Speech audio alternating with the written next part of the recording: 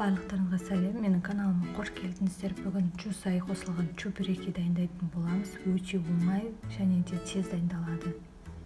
Видеоның соңына дейін қарап, каналыма жазылып қойыңыздар. Шұңғыл ыдысқа ұнымызды салып, оған майымызды құйып, және де ыстық қайнап тұрған суымызды құйып, қамыр илейтін боламыз. Барлық ингредиенттің мөлшерін описание бөлігінде көрсететін боламын.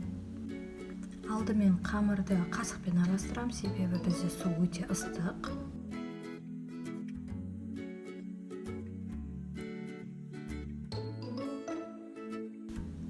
Сәл суыған соң енді қолмен илейтін боламын.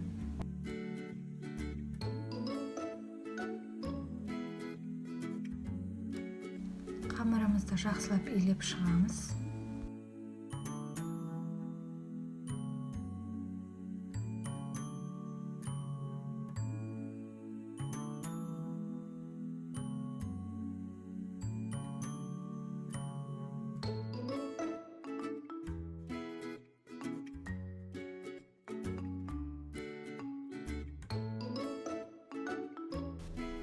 Илеп болған соң бір ыдысқа салып, жарты сағатқа қойып қоямыз.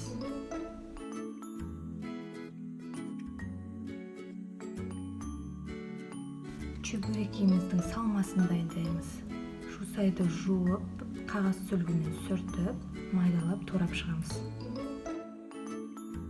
Майда көбіктап, жұмыртқаны да турайтын боламыз.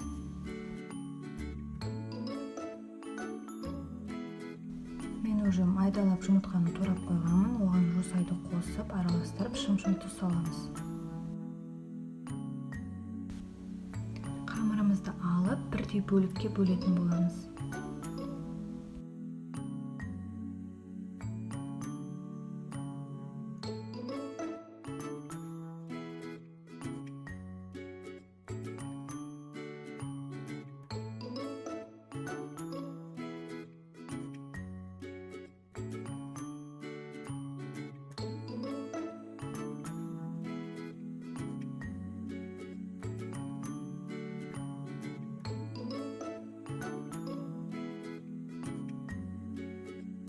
Бөлшектерге бөліп болған соң бетін жауып қоямыз.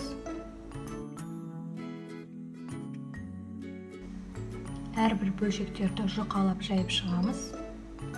Егер қамырыңыз жабысып жатса, шамалы ұн сеуіп жіберсеңіздер болады. Бөлшектерімізді жайып болған соң, жарты бөлігіне салмасын салып, екінші жағымен жабатын боламыз. Жиектерін біріктіреміз.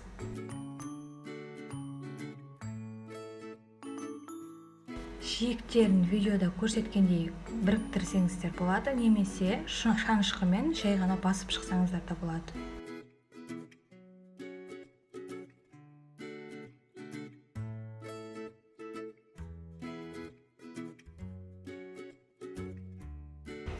Енді қызып тұрған майға екі жағынан қызарғанша қуырып алатын боламыз.